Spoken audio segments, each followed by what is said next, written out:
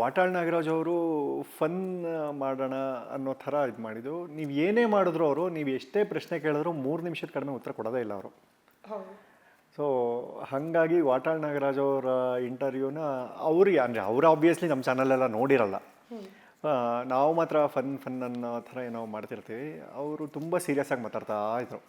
ನಾನು ಅವರು ಎಷ್ಟೊಂದು ಸೀರಿಯಸ್ ಆಗಿ ಮಾತಾಡಿದ್ರು ಪಾಪ, ಅವ್ರು 1 ಗಂಟೆ 58 ನಿಮಿಷ ಮಾತಾಡಿದ್ದಾರೆ ನನ್ನ ಚಾನಲಲ್ಲಿ.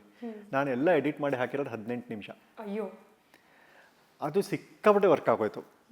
ಆ್ಯಂಡ್ ಏನಾಯಿತು ಅಂದರೆ ತುಂಬ ಜನ ಮೆಸೇಜ್ ಮಾಡಿದ್ರು, ಅಫ್ಕೋರ್ಸ್ ನೀವು ಇಷ್ಟು ಕಡಿಮೆ ಇಂಟರ್ವ್ಯೂ ಮಾಡಿರಲ್ಲ, ನೀವು ಏನು ಮಾಡಿದರೂ ಪರವಾಗಿಲ್ಲ, ಡಿಲೀಟ್ ಮಾಡಬೇಡಿ, ಹಾಕಿ ಅಂತ. ವಾಟಾಳ್ ನಾಗರಾಜ್ ಅನ್ಸೀನ್ ಅಂತ 10 ಎಪಿಸೋಡ್ ಬಿಟ್ಟೆ, 8 ನಿಮಿಷ 10 ನಿಮಿಷದ ಅದೇ 10 ಎಪಿಸೋಡ್ ಬಿಟ್ಟೆ, ಅದೂ ಓಡ್ತು. ಅಂದರೆ ನಂದರಲ್ಲಿ ಅಂದರೆ ನಾನು ಯಾರಿಗೂ ಪ್ರಾಮಿಸ್ ಮಾಡಿಲ್ಲ ನಾನು ಫನ್ ಕೊಡ್ತೀನಿ ಅಂತ. ನೀವು ಪ್ರಾಮಿಸ್ ಮಾಡಿಬಿಟ್ಟಾಗ ಏನಾಗ್ಬಿಡುತ್ತೆ ಅಂದರೆ ಎಕ್ಸ್ಪೆಕ್ಟೇಷನ್ಸ್